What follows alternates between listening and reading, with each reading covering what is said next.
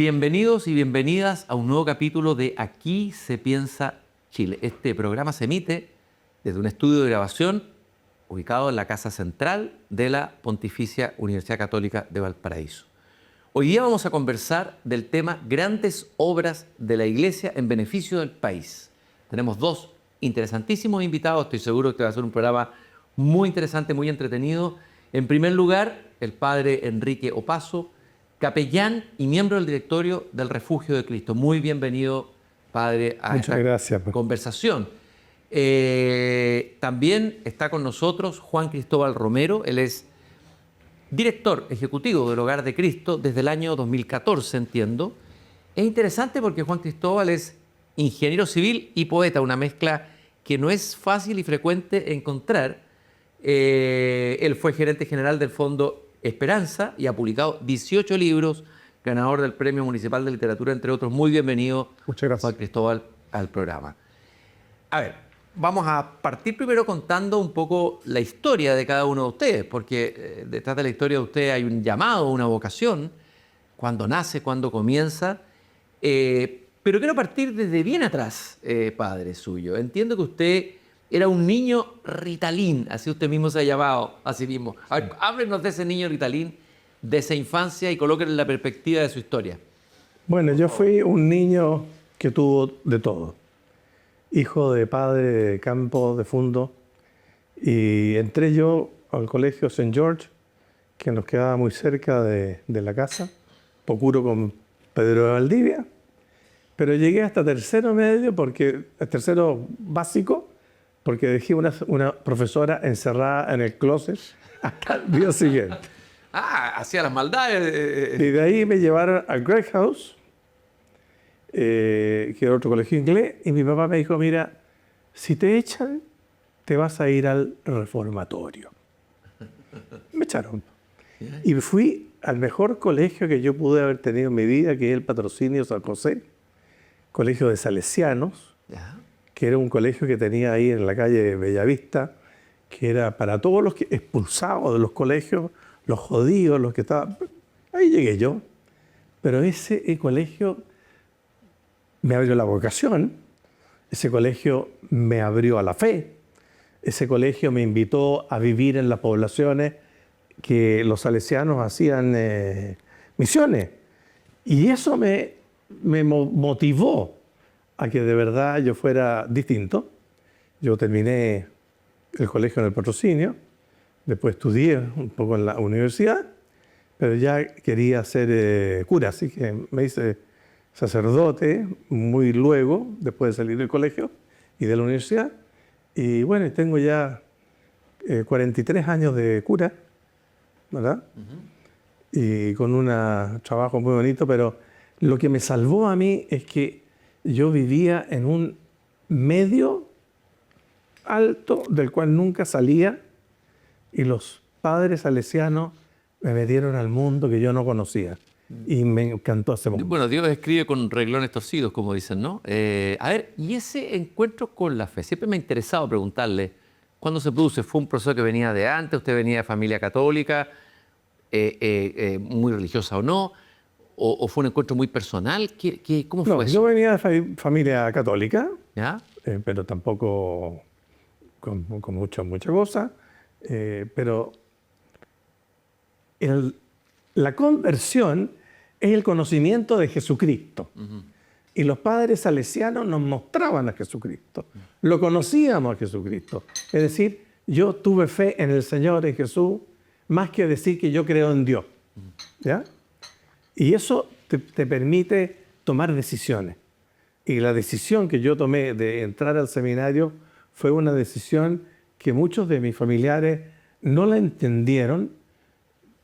Es imposible. Yo cuando le dije a mi papá, como que salió sentado al sillón. Y bueno, y ahí estoy. Yo le agradezco que haya sido ese niño Ritalin que dices tú, porque eso permitió que yo entrara a un mundo de los padres salesianos que yo encontré que ese es el mundo que yo quiero para mi vida. Ahora, ser sacerdote hoy día en este mundo, en un mundo más secularizado, con toda la crisis que ha tenido la iglesia, con las críticas que se le ha hecho, me imagino que no debe ser tan fácil. Uno escucha testimonios, yo he entrevistado, me tocó entrevistar sacerdotes que han abandonado el sacerdocio, en fin. A veces se dice que están solos los sacerdotes, que no es tan fácil como antes, es que fue fácil antes. ¿Cómo lo ve usted? ¿Cómo se siente usted? Mira, yo nunca he tenido crisis existenciales. Ni de fe, ¿no? Pero tuve una súper grande, pero duró muy poco. ¿Ya? Cuando pasearon todos estos sacerdotes que habían fallado en su ministerio, yo me sentí muy perjudicado, me sentí mal. Esto no es lo que yo quería. Y fui para hablar con el obispo y decirle, mire, yo hasta aquí no más voy a llegar porque... Y en el camino para allá pasé por una capilla que está antes de la catedral, y en esa capilla, no sé, algo me pasó, pero la cosa es que dije, no, yo tengo que salir de aquí con convicción, y fui a hablar con el obispo y decirle que tengo toda mi fuerza y todas mis ganas de seguir adelante. ¿Ya? Ya. Pero no di el paso. Ahora, usted se hizo muy popular con la parroquia de Reñaca y con el famoso culto de San Expedito. Cuéntenos la historia de ese culto de San Expedito que ha tenido tanto impacto en tanta gente, en distintas Mucho impacto, mucho impacto. Nosotros, que yo fui a la parroquia de Reñaca con el mandato de construir un templo nuevo. ¿Ya? Y el obispo que estaba allí en ese momento era Monseñor Medina, y él es muy complicado cuando él está a cargo de las construcciones. Y yo le hice una contraoferta, le dije, no, yo no quiero que usted me ponga plata en esta cuestión, déjenos a nosotros. Le vamos a ir mostrando los planos, va a ir sabiendo, pero sí, entonces yo soy dueño, el que paga manda. Porque ¿Y decía, aceptó eso así lo fácilmente? aceptó, claro que lo aceptó. ¿Ya? Y nosotros en 2 años reunimos más de $2 millones, así con el canastito nomás. Pues. Hicimos muchas otras cosas, me ocurrió mandar un avión, yo mandaba los aviones los fines de semana con una cola, Dios no está de vacaciones, te espera hoy día a las 7 de la tarde en la playa Quinto Sector, por ejemplo. ¿Ah? Y se llenaba la playa. Y después, cuando la municipalidad nos negó el permiso para construir el templo, ya estaba bastante avanzado, yo hice 2 cosas, una mala y una buena. Una fue hacer un paro que fue el famoso Reñacazo fue el año 2002, 2001, que nosotros paramos la entrada a Reñaca y Concón el día entero. Del día sábado y el día entero del día domingo. Un agitador, eso es padre. El intendente le dijo al obispo, sácame ese cura de ahí y yo te soluciono los problemas. Y efectivamente a la semana se solucionaron los problemas, se volvió a votar, porque se podía votar una vez más cuando se niega un proyecto, y por unanimidad. ¿Bueno? Y había un médico comunista que le dijo, oye, ¿usted también votó por mí? Sí, padre, pero cuidado, porque el pueblo me lo pidió. Hicimos el proyecto, salió el proyecto muy bien, pero ahí entró San Expedito, una señora, que ahora la conozco, vive por lo más en Olmué ahora. Ella me dijo, padre, yo le soluciono sus problemas en 9 días. ¿Y cómo? Le dije, ¿trabaja en la municipalidad? No, trabajo con San Expedito. Y sacó de la cartera unas oraciones a San Expedito. ¿Pero quién es San Expedito? Nunca lo he oído hablar. Bueno, ahora lo va a ver. Y la gente dijo, padre, hagamos lo que podemos hacer y qué sé yo. Y él dijo, en 9 días va a tener los permisos. Y efectivamente, a los 9 días teníamos los permisos, ¿no? Después de la negación yo no sé si fue el Reñacazo o fue San Expedito. Pero San Expedito empezó a desarrollarse de una manera que nadie lo podía creer. Piensa tú que yo entregué una imagen de San Expedito a casi todas las diócesis del país. Ellos tenían que venir a buscarlo, pero con un decreto de autorización del obispo para que se pueda rendir homenaje a San Expedito. Así que venían con esos 2 papeles y yo les mandaba todo. De modo que San Expedito fue bastante extenso, muy bueno para dar lucas para actividades de la iglesia. Pero cuando esto seguía creciendo, nosotros hicimos una iglesia para 1000 asientos y nosotros teníamos más gente afuera que adentro, porque no cabían. Celebraba 7 misas los días 19. 7 misas. Era una locura. Oiga, padre, bueno, y usted llega a este refugio de Cristo. Brevemente me gustaría que me contara la historia, que es una bella historia. Hay un padre ahí, Sí. el padre René Pievoni, que es un personaje de leyenda de Valparaíso, que tiene que ver con el Cerro Bellavista. El padre Pievoni nació en 1923. Cuéntenos un poquito cortito la historia Ya, del cortito. refugio de Cristo y del padre Pievoni. El sí. padre Pianovi fundó el refugio el día que se murió el padre Hurtado, 52. Él fue a Santiago con un equipo de empresarios para hablar con el superior, con el director. Entonces el director le dijo que no lo podía atender en la mañana, pero en la tarde, después del funeral, nos juntamos. Así que estuvo en el funeral, participó del entierro y en la tarde llegaron a hablar con él y le dijo el padre Pianovi que venía porque quería el refugio, quería tener un hogar de Cristo en Valparaíso. Y él le dijo, no me hable del padre Hurtado. Déjeme descansar, padre. Tenemos nosotros que evaluar muchas cosas. Y el padre se fue muy frustrado. Fue a la estación, tomó el tren y en ese viaje dijeron, no, mañana hacemos la fundación, pero le cambiamos nombre. Y del viaje entre Santiago y Valparaíso llegó con Refugio de Cristo. Ya estaban todos los documentos listos para firmarlo y se firmó, pero él quería que fuera Hogar de Cristo. El padre Hurtado era en esa época una potestad, oye, la fuerza del padre Hurtado. Y la quería él para el refugio. Pero lo usó igual, pero como Refugio de Cristo. Ya, y la historia de este refugio, a ver, desde que comenzó a ahora. Esta es una organización sin fines de lucro, recordemos que protege y acoge a niños, adolescentes en situación de vulnerabilidad y también a adultos mayores hoy, ¿no es cierto? Y liceos técnicos Y profesionales. liceos técnicos profesionales también hay una línea. Mira, pero también hay que hacer una división. El padre Pianovi murió el año 85.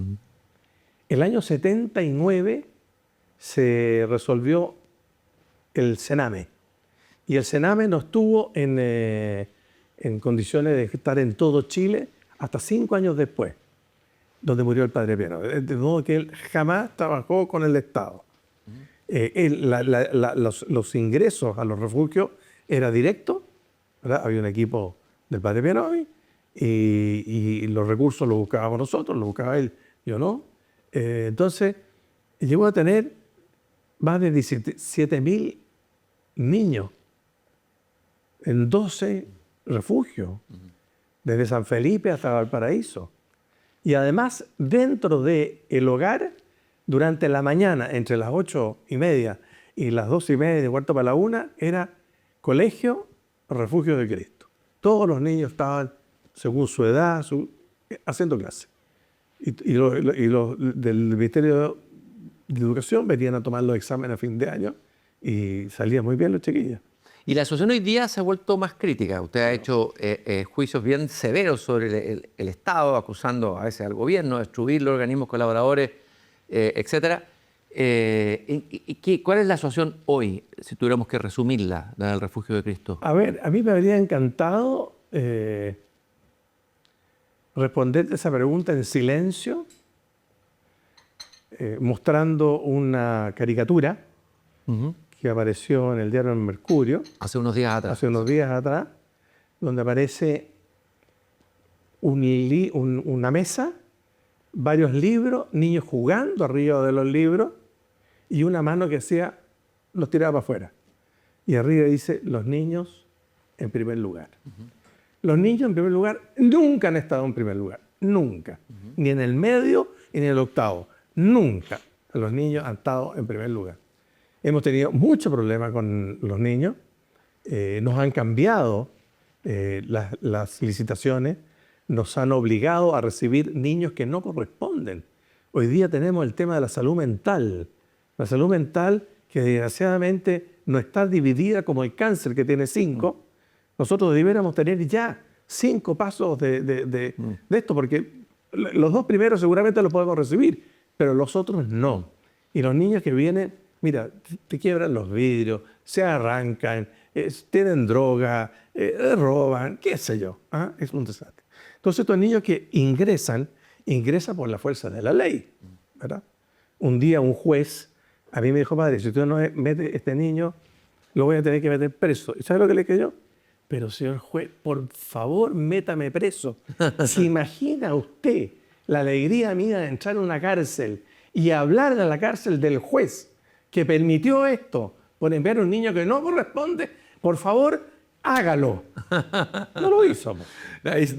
No sabía con qué chichita se estaba curando. ¿No? Muchas gracias, padre. Vamos a seguir conversando con usted en esta historia y vamos a presentar a nuestro otro invitado que también ha dedicado una parte importante de su vida a una obra de la Iglesia en beneficio del país, Juan Cristóbal Romero. Juan Cristóbal, primero que nada, voy a partir por este cruce que yo decía, esta mezcla tan interesante de ingeniero civil y poeta.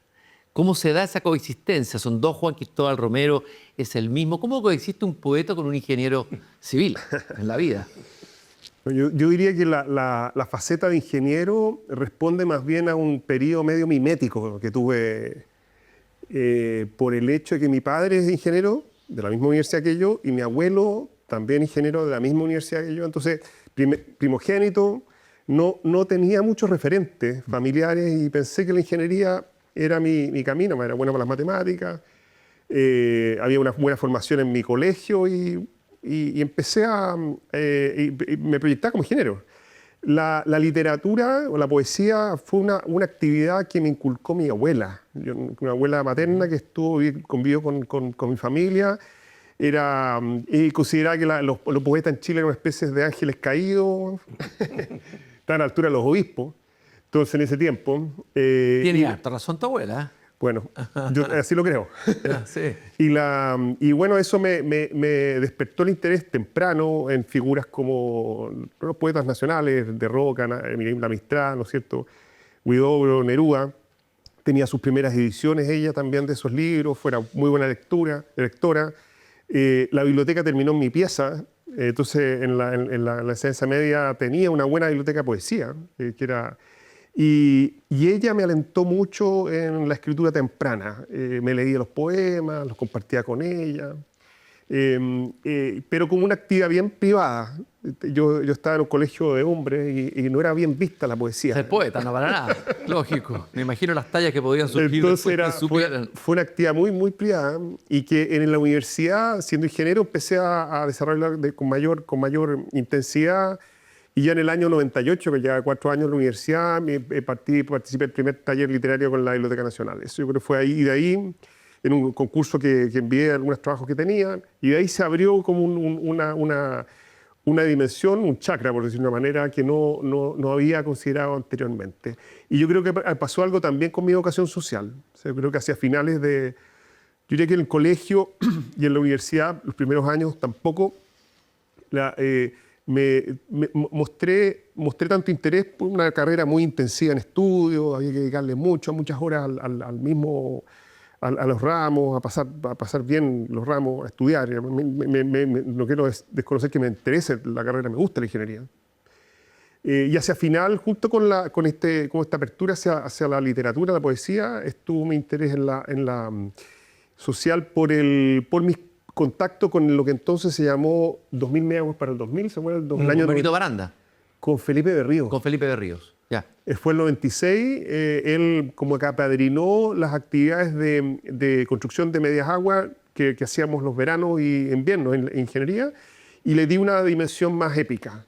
Y desafió a la carrera de Ingeniería Civil, donde yo estaba, a ese centro alumno en particular, que para el 2000 construyéramos 2000 megawatt. Son 4 años. Y eso despertó un movimiento nacional que me puso a mí en particular, a muchos compañeros también, en contacto con una realidad que nos conocíamos, conocer lugares en Chile que no teníamos idea, no habíamos tenido nunca acceso, y con un instrumento muy concreto que era la media agua. Y eso yo creo que despertó también mi interés por los desafíos país que teníamos en materia de pobreza. Y el 2000, saliendo, el 98 yo salí, y bien ya desafectado de como mi horizonte mimético de ingeniero, digo mimético que es lo que uno podía ver, y me ofrecí un año a Berrío, a Felipe, que le tengo un aprecio enorme y una deuda enorme también por haber despertado mi vocación. Y fue un año en donde me dijo, anda al Hogar de Cristo. Yo no lo conocía, el Hogar de Cristo. Un año y desarrollé algunas labores como ingeniero. Y estuve un año como dedicado a levantar procesos, como ingeniero, levantar procedimientos, procesos, conocer los programas, identificar oportunidades de mejora. Recorrí el hogar completo y en una hora yo me deslumbré. La complejidad, el desafío, las temáticas que estaban desarrollando, la potencialidad también de mejorar, de hacer mejor las cosas. Y después de ese año me quedé, pues llevo desde el año 98, 27 años en el Hogar de Cristo. ¿Y esto tuvo que ver también con alguna búsqueda espiritual? ¿Se cruzó la fe entre medio? ¿O es más bien solamente una vertiente social? Sí, mira, bueno, uno está definiéndose constantemente, pero yo me eduqué en un catolicismo bien ritualista, en un colegio en que participé, era un colegio muy, muy orientado a los sacramentos, como fue la pastoral, ¿no es cierto?, en los años 80, 90, con poca perspectiva social. Y lo que yo descubrí a través del Hogar de Cristo fue básicamente digamos así, el misterio o la teología del Padre Hurtado, que es la identificación de Jesucristo con el pobre, con una especie de misterio encarnado. Por tanto, también puse énfasis en esa tradición de la Iglesia Católica, ese principio ético de la preferencia por la pureza. Desde, no sé, por un Novum en adelante, o sea, a finales del siglo XIX en adelante, que pone el sello ahí, que es algo que en particular el Hogar de Cristo lo ve de una manera muy, muy fuerte, y que no necesariamente es un carisma que uno puede advertir en los distintos movimientos de la Iglesia, pero en el Hogar de Cristo se vive de manera muy fuerte. Y creo que eso me ha avivado en mi compromiso con esa tradición de la Iglesia, con la Iglesia en particular, con mi vocación como católico, declaradamente. Oye, me imagino que no conocías a tanto del Hogar de Cristo. No, nada. Habías aprendiendo tanto del Padre Hurtado, uno no lo conociste personalmente. Porque... O sea, el 96 fue a la beatificación del 96, creo que fue. Casualmente, porque mi mamá tenía... ¿Fuiste a Roma? Sí, fue a Roma, pero por una... Yo también fui, pero enviado por Televisión Nacional. Mira qué bien. A cubrirlo. No, mi mamá aprovechó un tour que había. Ya. Porque bajaron los precios. Aprovechamos de ir a Rusia. Porque además fuimos por esta aerolínea rusa, Aeroflot. Llegamos o sea que fue un viaje súper bonito. Y casualmente estuve en la edificación, pero sin como... Era más bien el compromiso, la restricción del viaje. Claro. No era un destino, y yo creo que también hubo una conversión importante ahí. ¿Y qué has descubierto en la figura de él, en la figura de lo que hizo, o sea, de cómo construyó esta obra? ¿Qué te parece a ti lo más relevante, lo que más te ha impresionado y que vale la pena relevar sobre la figura del Padre Hurtado? Bueno, como decía el Padre Opaso, es una figura total. Es muy difícil o sea, cualquier atributo, detalle que uno fije, está desconociendo las otras dimensiones, que es una persona complejísima. Políticamente, súper complejo. Y también, o sea, pero también, o sea, primero que nada, yo diría que una persona muy conectada con su tiempo y actualizada. Fue el primer doctor en pedagogía de Chile, doctor que tuvo doctorado en Chile. O sea, una persona avanzadísima para el momento. En el libro de Humanismo Social, que es un libro de estadística de un sociólogo, donde da cuenta de la realidad demográfica del país. Se ha estimado que fue uno de los pocos estudios demográficos que hubo, donde hizo una especie de metaestudio, agarró toda la información y sacó conclusiones. O sea, una persona muy preparada, con base científica sólida. Segundo, una persona muy valiente, o sea, valiente que enfrentó, o sea, no hubo sector político ni social ni de la Iglesia con el que lo peleara por sus propias convicciones.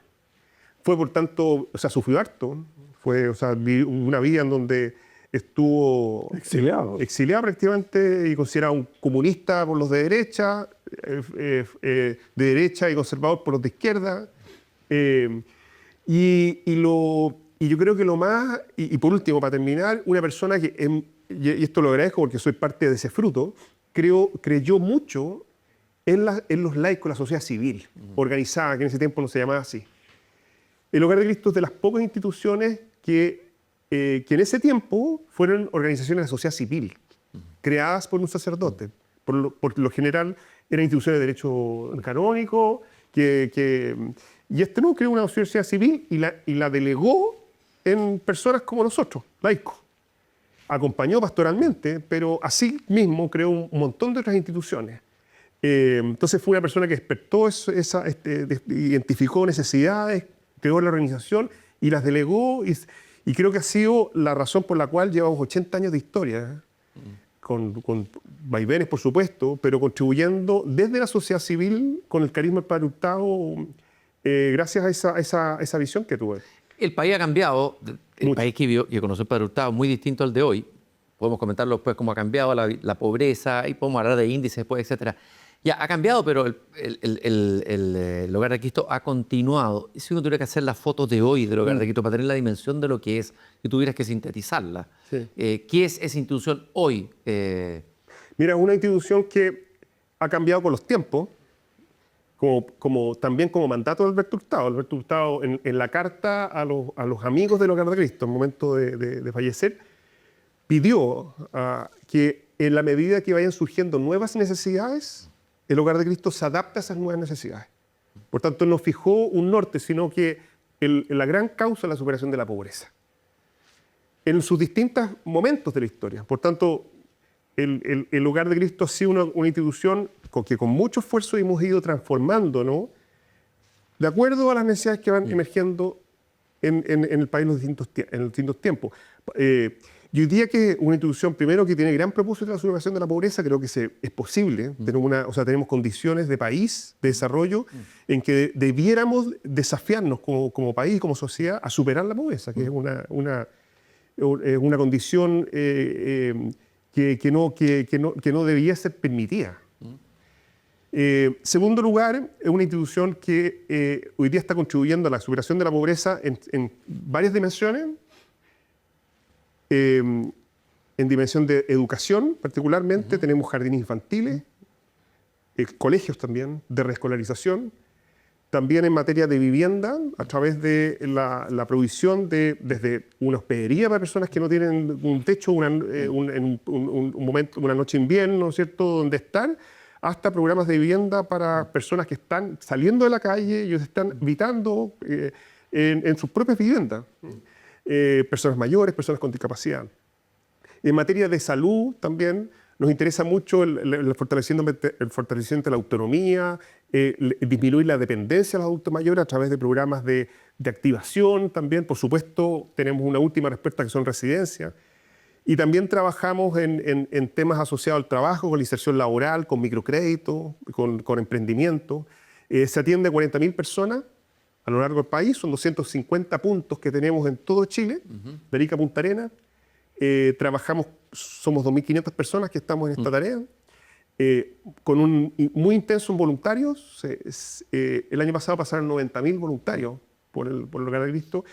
Y el milagro permanente del Hogar de Cristo, y con esto termino, es cómo se financia. Hoy día se financia con 360.000 socios que contribuyen con 10 lucas promedio todos los meses, es una cifra que no ha cambiado en el tiempo, ha ido creciendo pese a todos los cambios de entorno y que hace que nos indica mucha responsabilidad. ¿La crisis de la Iglesia no golpeó un poco eso? Mira, paradójicamente no ocurrió. Nosotros pensamos que no iba a pegar en la línea de flotación. Yo soy bien trágico para mi vida personal. Eres apocalíptico. Totalmente. O sea, bueno, eres poeta, pues no puedes no serlo. O sea, además, la Iglesia Católica me ha enseñado a ser trágico. Sí, no depende de nosotros, fue hecho, sí, claro. Está fuera de nuestro control. Sí. Vivimos por la gracia. O sea, la gracia es la que finalmente nos permite ir avanzando. Yo creí que nos iba a pegar la línea de flotación y la verdad que no ocurrió eso. La gente identificó el Hogar de Cristo con su quehacer, con su trabajo, con su trayectoria, con su historia.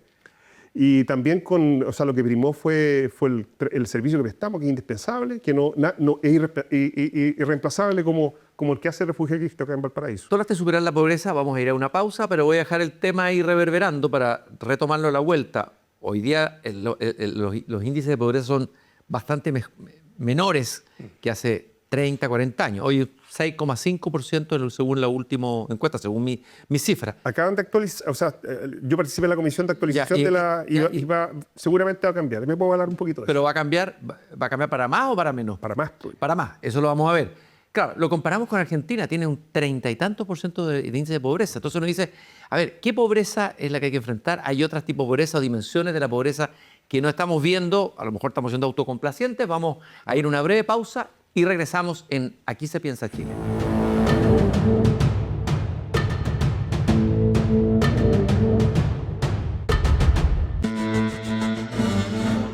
Seguimos conversando en Aquí se piensa Chile. Estamos en una interesantísima conversación sobre las grandes obras de la Iglesia en beneficio del país.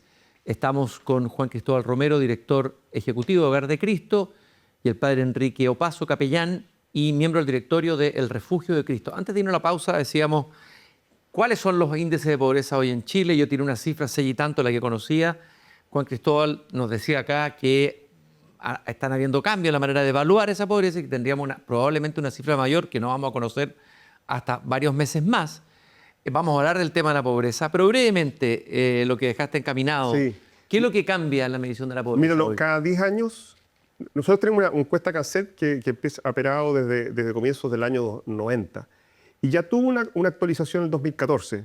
Y esa comisión, a través de una comisión, decretó que cada 10 años en adelante se fuera actualizando la encuesta, porque cambian las pobrezas, cambia la manera, los estándares cambian también, y muchas veces los indicadores hay que calibrarlos para las nuevas realidades económicas, maneras de capturar los cambios demográficos.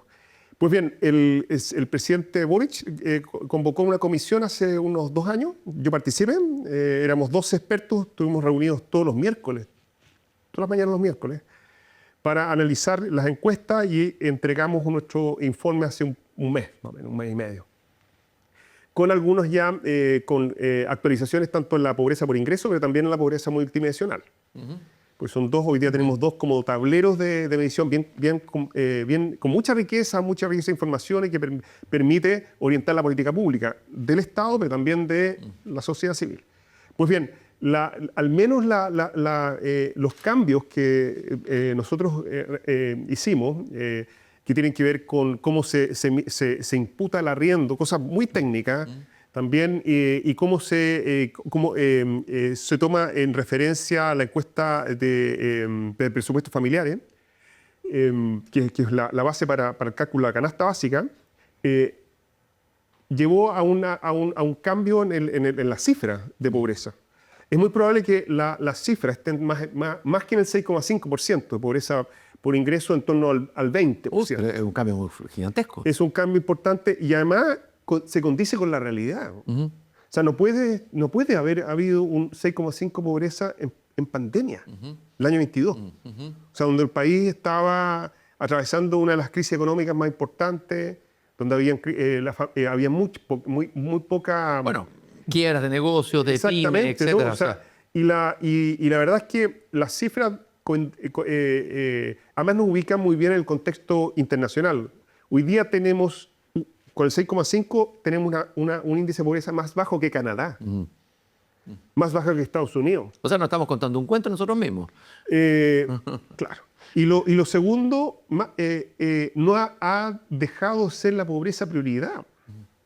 O sea, la foto que mostraba el padre Opazo, uno puede asociarlo a todos los grupos etarios. O sea, no es prioritaria a las personas mayores en pobreza, la crisis de vivienda que estamos ahora viviendo, porque estamos en una crisis de vivienda, no es una prioridad. O sea, sabemos hoy día que hay una crisis además de Servio que no tiene plata para hacer todos los cambios habitacionales que estamos necesitando. Y la pobreza ha salido de los discursos políticos. Me tocó escribir una columna hace un par de semanas a propósito de los discursos de los candidatos presidenciales. No se habló de pobreza. Salió de pobreza en el último discurso del presidente, no se habló de pobreza. O sea, la pobreza salió de las causas con una sensación de que habíamos superado esa valla y ahora los temas son otros. No quiero hacer competir las causas, pero la pobreza debe ser uno de los desafíos que tenemos hoy día y ojalá que la actualización de la CACEN la vuelva a ubicar en las prioridades país de la política, del Congreso y también de organizaciones como las nuestras y también del sector de la empresa también que ha ido no priorizando este tipo de causas frente a otros desafíos también que tenemos, pero que en mi opinión es indispensable. Padre, su mirada de la pobreza en Chile hoy y la mirada de la Iglesia de la pobreza, su mirada desde la Iglesia de la pobreza.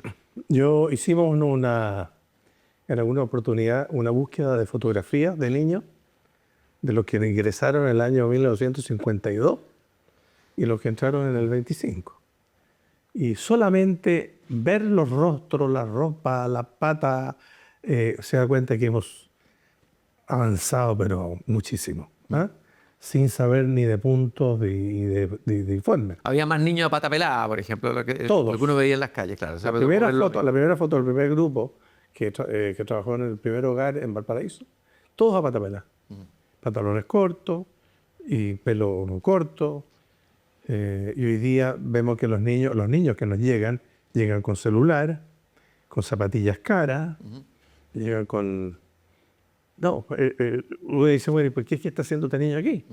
Y es la vulnerabilidad. La vulnerabilidad fue abusado sexualmente por su familia, el tema de la droga a los padres, siempre son externos a los niños, pero revientan en ellos de una manera fuertísima. Por eso hoy día yo creo que la gran pobreza que tenemos que enfrentar hoy día es la salud mental. La salud mental de los niños, niñas, adolescentes y de los adultos mayores. Yo estoy casi un año en Olmué, hemos buscado a los adultos mayores que viven solos, que no tienen con quién conversar, viven bien, tienen su casa, tienen su parcela, pero están absolutamente fuera de este mundo. Y ya tenemos 20, que los reunimos todos los días martes, para que jueguen a la lota, para que bailen, para que canten, para que recen. Ahí estamos, ¿eh? Pero yo creo que esa es nuestra pobreza, al menos, es la salud mental. ¿Tú qué piensas de esta idea? Vulnerabilidad, pobreza. ¿Cómo podemos jugar con estos dos términos y qué significa y cómo se abordan de manera distinta? O sea, yo diría que hay como tres categorías. Está primero la pobreza severa. Yo creo que es... La extrema pobreza es la que se hablaba. Claro. Es que, claro, la pobreza severa que tiene todos los tipos de pobreza, o sea, no solamente de ingresos, sino también problemas de vivienda, salud, trabajo, completo. Después está la pobreza que uno podría asociarlo a que al menos en Chile por ingresos se declara aquellas familias que no tienen los ingresos suficientes para alimentarse adecuadamente, o sea, para cubrir 2.000 calorías. De eso estamos hablando del 22%. Y después está la vulnerabilidad, que es aquella familia que, no estando en pobreza, tiene un riesgo alto de caer en pobreza. A mí me gusta más bien hablar como... Y después viene la clase media. La clase media, que en Chile, en mi opinión, es muy poca, que es aquella que no tiene riesgo de caer en pobreza, sin tener estos ingresos. O sea, se estima que la vulnerabilidad podría completar el 40% del país. 40, 50%. Ahora, esa clase media, algunos dicen que es rica para el Estado y pobre para el mercado. Claro. ¿O no? Sí. Pero una clase media como en otros países europeos, como alguna vez lo tuvo Argentina, era una clase que no tenía temor a la pobreza, como se dice.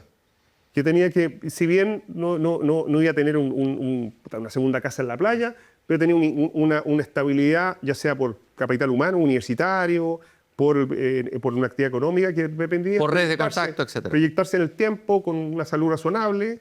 Esa es clase media. La vulnerabilidad es aquella que se estima que en 2 años hay una probabilidad alta de caer en pobreza. Y después viene la pobreza y después la pobreza severa.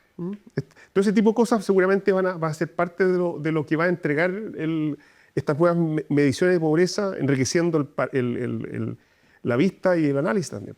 Ahora, se habla de que la pobreza multidimensional tiene Sí. que ver con eso. Eso es una cosa. Y lo otro, la trampa de la pobreza. Sí, también. Mira, la pobreza por ingreso es lo que acabo de mencionar. O sea, que una familia tenga los ingresos suficientes para alimentarse y tener las necesidades básicas suficientes.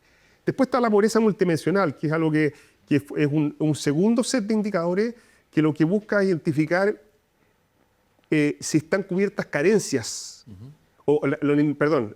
necesidades indispensables en materia de vivienda. Son 5 dimensiones: vivienda, salud, trabajo, educación y cohesión social. Y en la medida que hay una cantidad de carencias insatisfechas o necesidades insatisfechas, se considera a esas familias pobres. No necesariamente la misma familia que está en pobreza multidimensional lo puede estar en pobreza por ingresos. Son dos. Hay una familia que puede cubrir sus ingresos, pero tiene carencias de vivienda o carencias de educación o carencias en materia de salud. Aquí hay un grupo y este es bien técnico, que está en la intersección de ambos, que tiene todo el tipo de pobreza hacia la pobreza severa. Y respecto a la trampa, la pobreza es una manera de entender algo que es bien contingente, que tiene que ver con los cuidados. Las familias en general de pobreza uno puede decir, son pobres porque tienen la participación de las mujeres en el mundo laboral es muy bajo. Se podría resolver en gran medida los problemas de ingresos si la mujer y el hombre, al igual que en las clases más altas, porque esto aumenta a medida que mejoran los ingresos, tuviera mayor participación.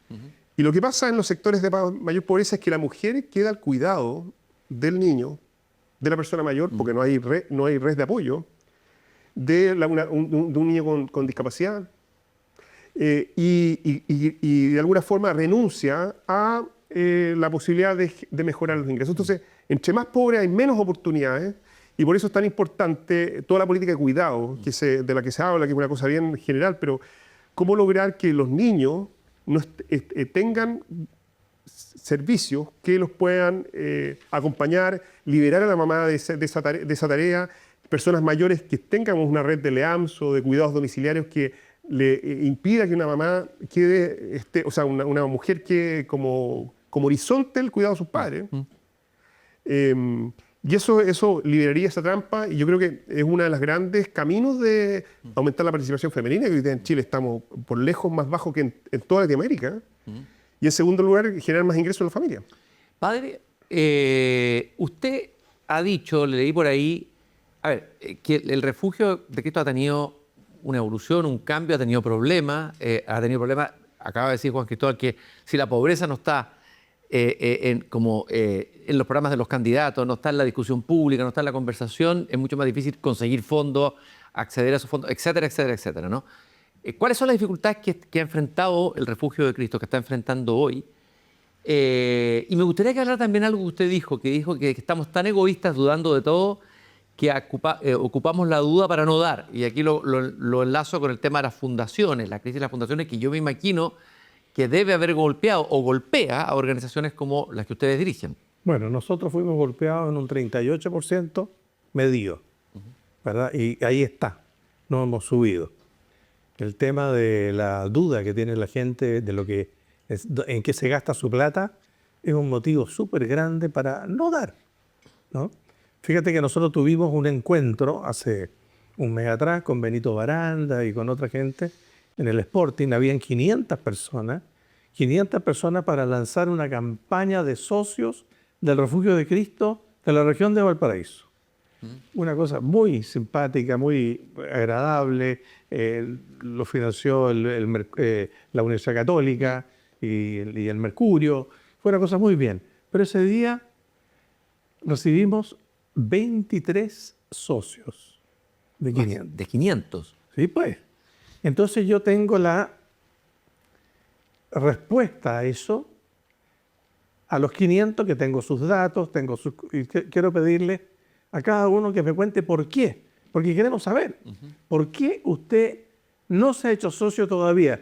Queremos que pase un mes, ¿verdad? Porque tiene que haber alguna razón. Lo pasaron bien, nos reímos, Mira, salieron cosas muy divertidas por lo demás ahí. Pero esa es la realidad. Porque en Chile además somos muy declarativos, declaramos, aplaudimos, pero el momento de, Sí, pues. de realizar, ahí cambia. Oye, yo he dado en la parroquia 2 domingos un folleto de ayuda para cerrar el santuario del Niño Dios de Las Palmas arriba y di 300 papelitos en el domingo antepasado, bueno, 300 el otro, y hemos tenido como 300 lucas que han entrado. ¿Ah? Entonces hay en la conciencia de la gente algo que no nos permite a nosotros identificar todavía. Seguramente el Hogar de Cristo tiene una plataforma mucho más grande por todo lo que nos ha contado, ¿verdad? Nosotros, ¿con qué contamos? Con un niño que va a ser, llega un carabinero a un hogar con una carpetita de saber un poquito qué es lo que tiene, y tenemos que trabajar con esa pobreza que no puede ser medida todavía. Nosotros tenemos que dar lo básico: comida, escolaridad, ropa, qué sé yo, todo lo que necesita un niño. Eso lo hemos hecho, pero debiéramos hacerlo mucho mejor si el Estado hiciera lo que se comprometió. Nosotros estamos quedando con 500 millones de pesos en cada hogar por año, que hay que pagarlo. ¿Ya? Entonces llega un momento en que nosotros decimos, mire, ¿qué hacemos? Cerramos, pues. Cerramos 2 hogares ya. Pero cerrar un hogar es patético. Es ir en contra de todo lo que nosotros quisimos y lo que quiso el padre Pianovi para que estos niños salgan adelante. Pero estos niños son niños del Estado. Nosotros somos gomas del Estado y el Estado no nos ayuda. Más aún no nos pone cortapisa. Ya, ¿y cuáles son los caminos que están pensando hacer? ¿Cómo revertir esta situación? ¿Qué se puede hacer desde...? Bueno, nosotros ya claramente con este gobierno no vamos a hacer nada. Claramente. Yo he tomado contacto con varios equipos de campaña para ver qué podemos hacer para resolverlo. ¿Ya? Porque no hay plata, no tienen plata. De repente uno dice, padre, no tenemos plata. Entonces, ¿para qué seguimos con la pelea? Si tenemos que sacar adelante, tenemos que mantener a nuestros niños. Ahora, es súper interesante lo que hace el Hogar de Cristo. Nosotros siempre hemos querido tener un grupo que piense, que tome la realidad, que saque conclusiones, que busque porcentajes, lo que no decías tú, ¿no? Pero eso no lo tenemos. Pero ahora lo vamos a tener. La Universidad Católica... De Valparaíso, sí, esta universidad. Sí. El rector, don Nelson Vázquez, está asociado con nosotros para sacar adelante también eso. Porque nosotros debiéramos dar los estudios que han hecho el Hogar de Cristo, debiéramos hacerlo nosotros y todos los hogares. Pero tú comprenderás que no estamos en condiciones económicas, en condiciones de niños. Nosotros no tenemos un minuto al día para que los equipos de los hogares puedan hacer un soplido.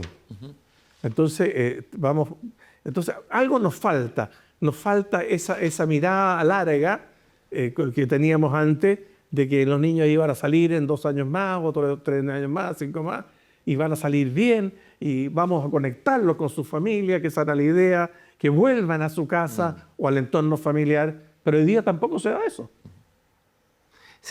Hablábamos ahí de la pobreza décadas atrás, de los niños de Patapalá, los palomillas se hablaba, ¿no es cierto? Y hoy día, ¿cómo los nombramos? Usted habló que había un cambio que usted estaba viendo ahí en los hogares, un cambio radical. ¿Y cómo enfrentar a esos nuevos, que no sabemos cómo nombrarlos hoy, niños? ¿Quiénes son? ¿Cómo son? ¿Dónde hay que poner el foco? A ver, hay que decir que los niños del padre Pianovi, que ingresaban directamente al refugio, ellos, por ejemplo, los fines de semana se iban a sus casas. En las vacaciones se iban a sus casas. Es decir, la crianza que el refugio hacía era con niños que tenían familia, que eran queridos, que lo iban a buscar los fines de semana y lo traían los domingos en la tarde de vuelta. El niño de ahora no tiene a nadie. A nadie. En esa pobreza de relaciones es súper grave y no está medida, porque todos los niños que entran ahí tienen ese problema, o si no, no entrarían. Sí, lo peor que podemos tener en un país es que un niño entre en un hogar de menores. No debería existir. Pero dada la situación que existe en el país, existen, y hay fundaciones como las nuestras que los acogemos. Pero hacemos lo que podamos. Pero si nos están mandando niños de psiquiátrica, la verdad que no podemos nosotros hacerlo.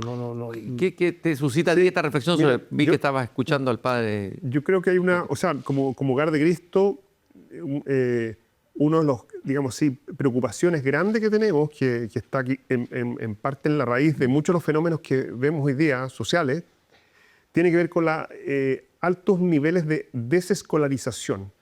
Ese es un tema que tenemos que tomar, de todas maneras. O sea, hoy día se estiman... Eso es una bomba de tiempo. Son 250.000 jóvenes, Sí, po. jóvenes que en edad escolar no están yendo al colegio. La pandemia dejó esa pandemia, que se ha transformado en un grupo muy importante de jóvenes que hoy día están expuestos a círculos de narcotráfico, delictivo, explotación sexual, o sea, todo, y por otra parte, hoy día el sistema de educación, que es el segundo pilar de protección, o sea, está la familia y está el colegio como segundo pilar, no se ha hecho responsable de su función de protección. O sea, y por desgracia no hay un modelo, no hay una política, no hay una subvención especial, no existe la categoría. O sea, en todos los países de la OCDE, en Argentina, en Uruguay, existen colegios de reescolarización que están especialmente diseñados para un joven de 16 años que está, no sé, en segundo básico, que hoy día no podría, o sea, no tiene cómo entrar, está fuera. Y eso se ha acentuado, la respuesta no ha habido por parte del Estado en su conjunto. Eso, hay un proyecto de ley, yo creo que ponle unos 12 años. Que está parado en el congelado. Congreso. Claro. Hoy día están en la Comisión de Educación.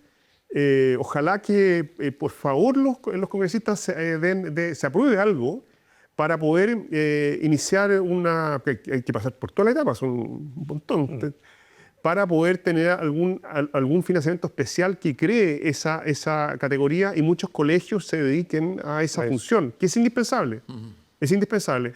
Y es una bomba a tiempo, o sea, los jóvenes que están hoy día, o sea, muchos de las redes se están alimentando de estos jóvenes que por decisiones muchas veces laborales, porque el colegio los ha expulsado, porque tienen déficit atencional, o empiezan a repetir, no han tenido la oportunidad que tuvieron muchos de nosotros de tener un segundo colegio, tercer colegio, a la primera salen. Entonces, si yo caracterizara, son jóvenes que están en esa condición, no con un deseo de estar, sino que de alguna forma el Estado y la sociedad no le está dando una respuesta que es indispensable, que es tener una educación mínima. ¿Y ustedes qué están haciendo? ¿Qué hace el Hogar de Cristo en esta Tenemos línea? 3 colegios, 3 colegios de la Fundación Sumat, Fundación Sumat del Hogar de Cristo, son colegios de reescolarización, colegios que hoy día no están recibiendo una subvención adecuada por el Estado, estamos recibiendo porque como son colegios de 2 años en uno, porque son jóvenes que tienen que rápidamente salir a trabajar o desempeñarse, es una nivelación rápida. Para utilizar esa como licencia de 2 años en uno, tenemos que utilizar una subvención de colegios de adultos, que es la mitad del colegio regular. O sea, un colegio regular puede recibir 160 lucas, 160.000 pesos.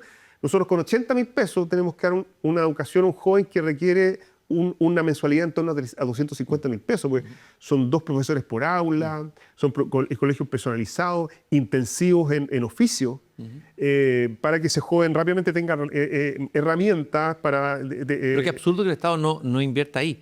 Es donde debiera invertir. Bueno, o sea, como dice el padre, los niños primero no es un tema, y no ha sido un tema de este gobierno ni de los últimos gobiernos.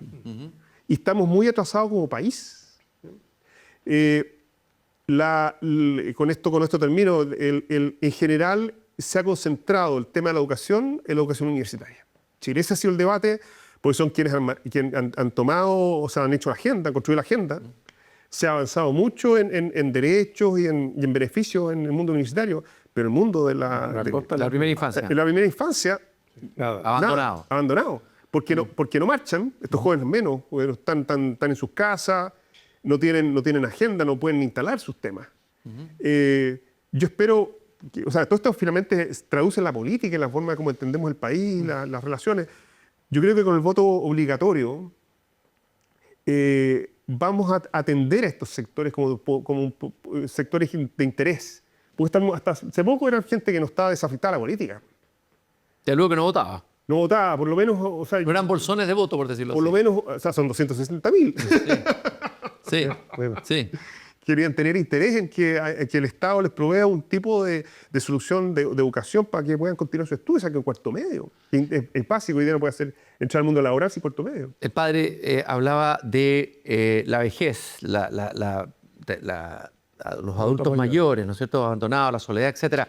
Ahí tenemos también una baja en la tasa de natalidad, un envejecimiento de la población. Ahí tenemos otra bomba de tiempo. ¿Cómo la ven ustedes? ¿Con qué perspectiva? ¿Qué es lo que hay que hacer el Estado y también lo que está haciendo el Mira, el hogar de Cristo? es súper interesante. O sea, si tú me dices los grandes desafíos en materia como de pobreza, como dijo, infancia, niños, de educación en particular, y vamos, claro, vamos a tener un 2030 en donde se estima, 2050, que el 30% de la población va a ser personas mayores. ¿Qué crisis se nos vienen? Crisis de cuidado. ¿Te acuerdas que hablamos de la trampa a la pobreza, el cuidado, cómo o sea, va a aumentar, vamos a tener una población intensamente requerida de cuidados.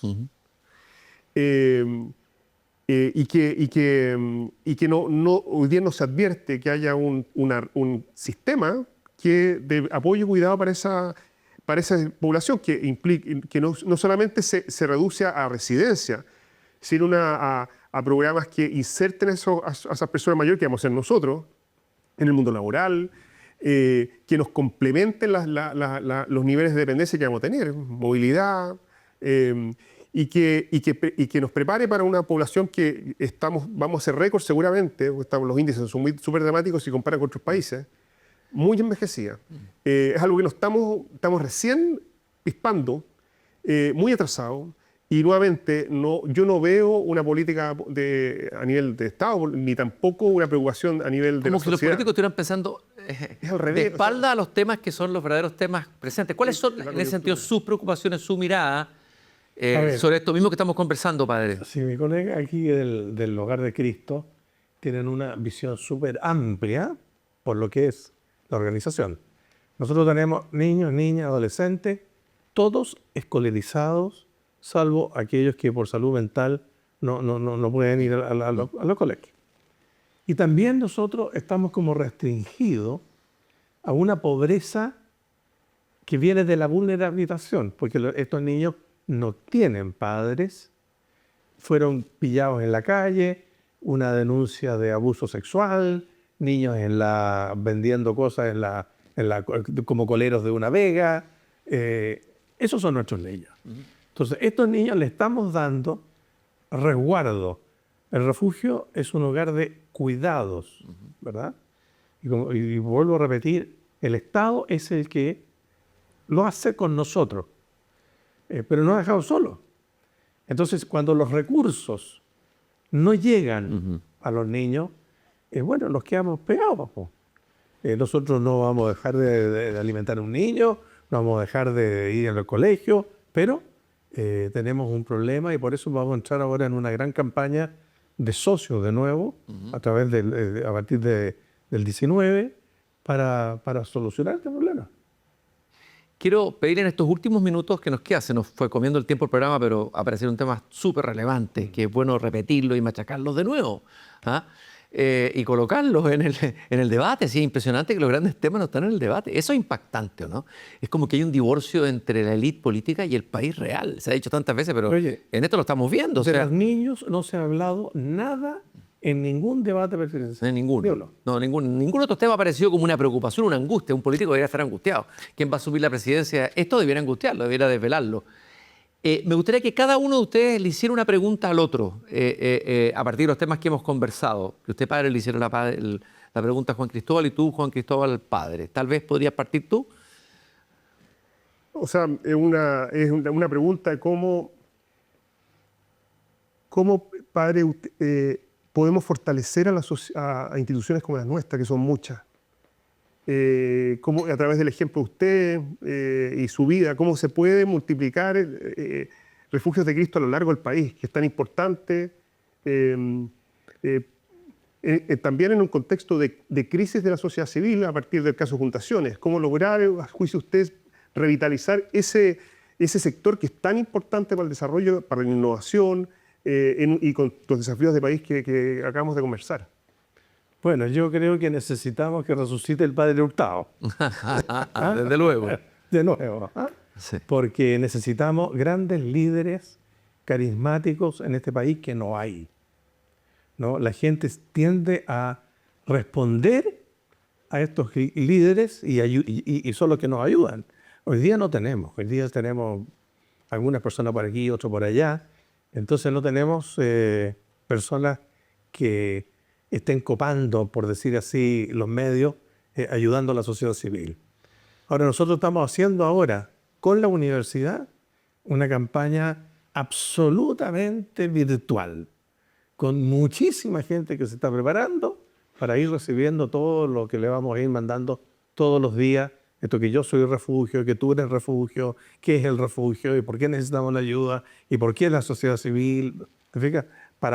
Porque ya sabemos que por el diario no nos sirve y por la televisión tampoco. Entonces vamos a tratar con los jóvenes de la universidad a tratar de copar un poquito del mundo Esto va en línea un poco lo que parece la nueva línea de trabajo del Papa actual, de entrar en las redes, hacer que la Iglesia entre en esa red y lleve otros mensajes. El Papa nos pidió meternos en todas las redes, en todas, incluso en las malas, para cambiarlas a buenas. Sí, ¿no? Está la pelea ahí, ¿no? Yo creo que en la nueva ágora, en la nueva cancha. Le toca a usted, padre, hacerle la pregunta a Juan Cristóbal. Sí, yo siempre he tenido una mirada muy cercana al hogar de Cristo, porque hacemos más o menos. Pero ustedes tienen una multiplicidad de cosas que a mí me da santa envidia, ¿verdad? Entonces, de alguna manera, yo creo que nuestros hogares de todo Chile, como decimos, tenemos que asociarnos también un poquito a lo que está haciendo el hogar de Cristo. De alguna manera, acoger alguna de sus... yo no sé si tú ves eso, que podría ser algo posible. O sea, concretamente, aprovecho hacer la oferta, que nosotros la posibilidad de compartir nuestro conocimiento.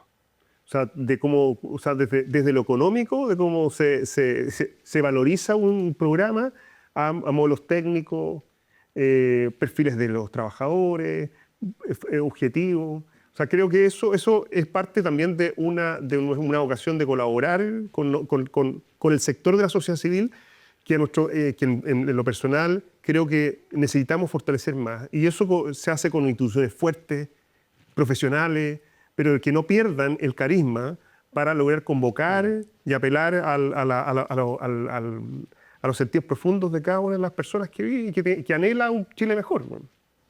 Quiero agradecer al padre Enrique Opaso, capellán del Refugio de Cristo, Juan Cristóbal Romero, director ejecutivo de El Hogar de Cristo, y bueno, me alegra tanto que hayan aparecido otros temas que estén presentes, que entren en la conversación invisibilizados, ¿no? Muchas gracias por haber participado en esta conversación de Aquí se piensa Chile. Quiero entregarle a cada uno un presente, un bello libro de Francisco Ledontec sobre las crónicas del Viejo Valparaíso, editado por las ediciones de la Pontificia Universidad Católica de Valparaíso. En sus manos, y muchas gracias por haber venido a esta conversación. Y nosotros nos encontramos, espero, en un próximo capítulo de Aquí se piensa Chile. Muchas gracias por habernos acompañado.